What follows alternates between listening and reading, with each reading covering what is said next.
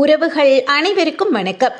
நம்மள பல பேர் கோவிலுக்கு போய் கடவுளை வணங்கி வேண்டுதலை சாமி கிட்ட வச்சதுக்கு அப்புறம் தெய்வத்துக்கிட்ட இருந்து வரமே கிடைச்ச மாதிரி அந்த தருணத்தில் உணர்றது கருவறையில இருந்து எடுத்துட்டு வந்து நம்ம கைக்கு கிடைக்கிற எலுமிச்சை பழம்தான். அப்படி கோவில்ல இருந்து கிடைக்கிற எலுமிச்சை பழத்தை நாம என்ன செய்யணும், என்ன செய்யக்கூடாது அப்படிங்கிறத இந்த வீடியோல பார்க்கலாம். அதுக்கு முன்னாடி நீங்க இன்னும் நம்ம சேனலை சப்ஸ்கிரைப் பண்ணலன்னா சப்ஸ்கிரைப் பண்ணிக்கோங்க. வாங்க வீடியோக்குள்ள போகலாம்.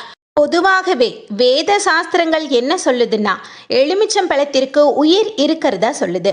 எலுமிச்சை பழத்திற்கு மந்திரங்களை கிரகிக்கும் சக்தி உண்டு. அதனால தான் தேவ கனியாக சொல்லப்படுது. இந்த எலுமிச்சை பழத்தை நல்லவர்கள் நல்ல சக்தியை பெறதுக்காகவும் தீயவர்கள் தீய சக்தியை ஏவி விடுறதுக்கும் பயன்படுத்தி வர்றாங்க. இந்த எலுமிச்சம் பழத்தை கோவிலில் கொடுக்கும் போது அதோட சக்தி நல்ல சக்தியா வலுப்பெற்று இருக்கும்.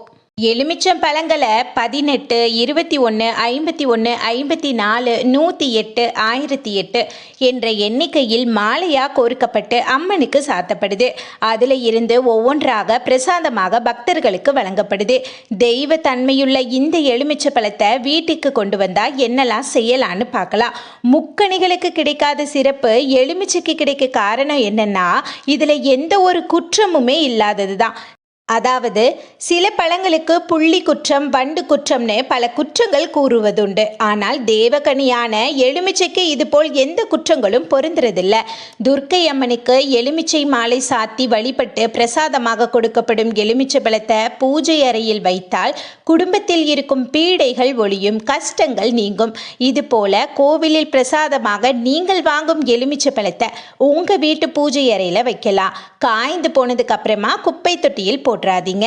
நார்மலாகவே பூஜைக்கு பயன்படுத்துகிற பூக்கள் பழங்கள் காஞ்சு போனால் கண்டிப்பாக குப்பையில் போடக்கூடாது.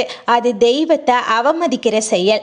ஒருவேளை இந்த தப்பை செஞ்சிங்கன்னா வீட்டில் தரித்திரமும் கஷ்டமும் தான் ஏற்படும். ஆனால் நீர்நிலைகளில் போடலாம், இல்லைனா மரம் செடி கொடிகளில் போடலாம்.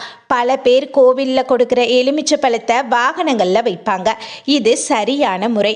அது மட்டும் இல்லாமல் வாகனங்களில் விபத்து ஏற்படாமல் தடுக்கிற சக்தி கூட இதற்கு உண்டு. அதே மாதிரி எலுமிச்சை பழத்தை பீரோவில் வைக்கலாம். ஆனால் பீரோவில் வைக்கிறதுனால வெப்பத்தினால எலுமிச்சை பழம் அழுக வாய்ப்பு இருக்கு. அதனால அந்த பழக்கத்தை தவிர்த்திடுங்க. வியாபாரம் தொழில் செய்யும் இடத்துல வைக்கலாம். பண்ணவே கூடாத தப்பு என்னன்னா, எலுமிச்சை பழத்தை திருஷ்டி சுற்றி போடக்கூடாது. கோவில்ல இருந்து வாங்கிட்டு வர்ற பழத்தை யூஸ் பண்ணாமல் வீட்டில் இருக்கிற பழத்தை வேணால் யூஸ் பண்ணிக்கலாம். இது வரைக்கும் செஞ்சுருந்தீங்கன்னா அது தப்பு இல்லை. ஆனால் தெரிஞ்சும் இனிமே அந்த தப்பை செய்யாதீங்க. தெய்வ சக்தி பெற்ற எலுமிச்சை பழத்தை திருஷ்டிக்காக பயன்படுத்துறது அவ்வளவா குடும்பத்துக்கு நல்லதில்லை. கோவிலில் இருந்து ஒரு எலுமிச்சை பழமோ இல்லை அதுக்கு அதிகமாகவோ இருந்தாலும் தாராளமாக சர்க்கரையோ தேனோ சேர்ந்து ஜூஸ் போட்டு குடிக்கலாம். ஆரோக்கியம் நலம் பெறும், நோய் எதிர்ப்பு சக்தியும் பெறும். இதில் எந்த தவறுமே இல்லை. ஆனால் வீணாக்கிறதோ இல்லை குப்பையில் போடுறது, அழுக விடுறது, திருஷ்டி சுற்றுறது இது போன்ற தவறுகளை இனிமே செய்யாதீங்க. எலுமிச்சைக்கு இருக்கிற சக்தி அளவில்லாதது. 3 எலுமிச்சை கடிகளை எடுத்துக்கோங்க. நீங்கள் செல்லக்கூடிய ஒரு சுபகாரியமோ இல்லை வெற்றி பெற வேண்டியதோ இல்லை இன்டர்வியூ இந்த மாதிரி முக்கியமான இடங்களுக்கு போகும்போது அம்மன் கோவிலுக்கு முன்னாடி இருக்கிற சூளத்தில் 3 எலுமிச்சை கனிகளை சொருகி விட்டு போகிற காரியம் வெற்றி பெறணும்னு அம்மனை வணங்கிட்டு போனால் நிச்சயம் அந்த காரியம் வெற்றி கூடும்னு சொல்கிறாங்க. அம்மனுக்கு எலுமிச்சை மாலை சாத்துறது குடும்ப ஒற்றுமைக்கு நல்லது. குழந்தை வரம் வேண்டவங்களும் இதை ஃபாலோ பண்ணலாம். உக்கிரமான காளியம்மனுக்கு எலுமிச்சை மாலை சாத்தி வழங்குறது சிறப்பான வழிபாடு. இது வீட்டில் இருக்கிற எதிர்மறை பாதிப்புகளை நீக்கி நன்மையை ஏற்படுத்தும்.